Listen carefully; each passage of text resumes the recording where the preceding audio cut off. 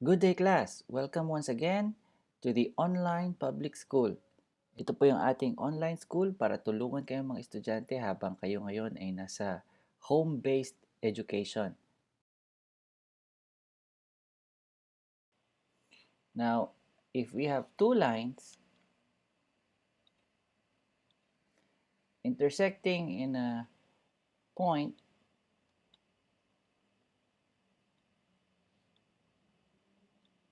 by the way, a line in geometry is really a straight line, ha? Hindi pwede, it's not like this, hindi pwede yung ganyan. These are not lines.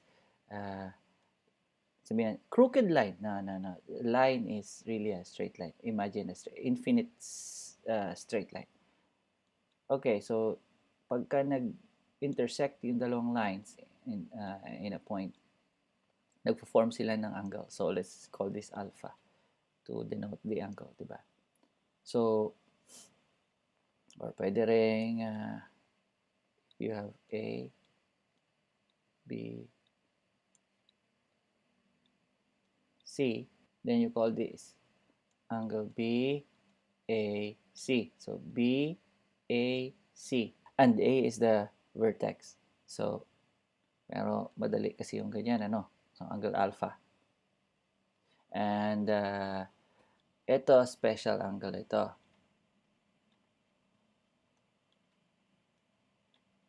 This symbol is called a symbol of perpendicularity.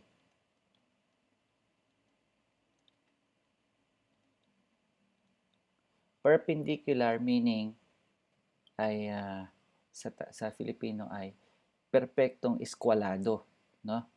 Kantong-kanto eskwalado, 90 degrees. At ang tawag sa special angle na ito, this is a special angle, ang tawag dyan ay right angle. Hindi ibig sabihin na yung iba wrong. Basta tinawag siyang right angle, no? Right angle, 90 degrees. Of course, itong straight line na ito, if you measure mula rito, papunta rito, so ito, 180 degrees na ito. No? It's actually basically a straight line. So, I can picture now, no? Pag sinukat natin dyan is 180. So, pag sinukat natin pabaliktad, that is another 180. So, the total angular na rotation, no? Isang ikot is a total of 360 degrees. Kapag yung dalawang angles, nag-form, no? Halimbawa, meron akong isang line dyan. So, this angle is alpha and this angle is beta, no?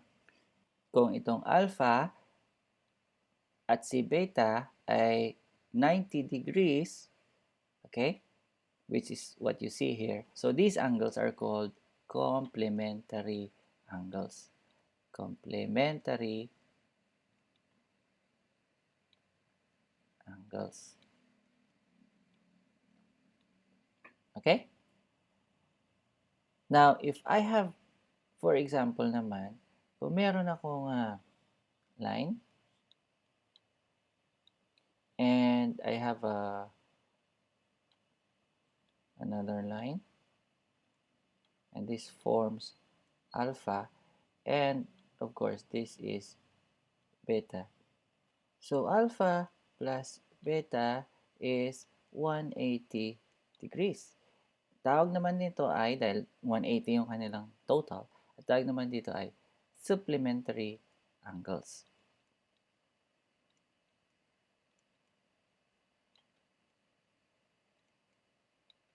Okay? So, 90 complementary, 180 supplementary. Okay?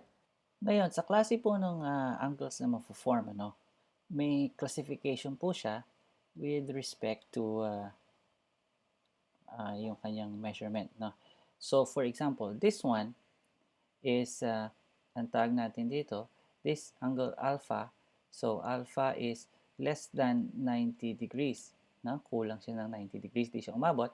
So, ang tawag natin dito ay acute. No? Acute siya. Kaya acute. Tapos, pag umabot siya ng, alam natin, pag umabot siya ng 90 degrees, so this one is a right angle now. Ito, pag umabot ng 90 degrees, so let's say this is now angle beta. So, beta is 90 degrees, so we call that right. And then, we have, let's say, may angle tayo na ganyan. And this one is, let's say, we call this from here to there. We call that theta. Theta is,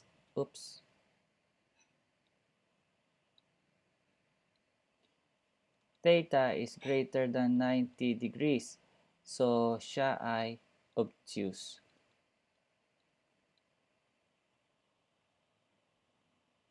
Okay? So, meron tayong acute, we have tayong right, meron tayong obtuse. Each depende sa kung gaano ka laki siya with respect sa kanyang reference, kung siya ba ay umabot na o siya ba ay below 90, 90, or greater than 90 degrees. So this is it for now. Balik-balikan nyo lang yung video to review, and see you again soon.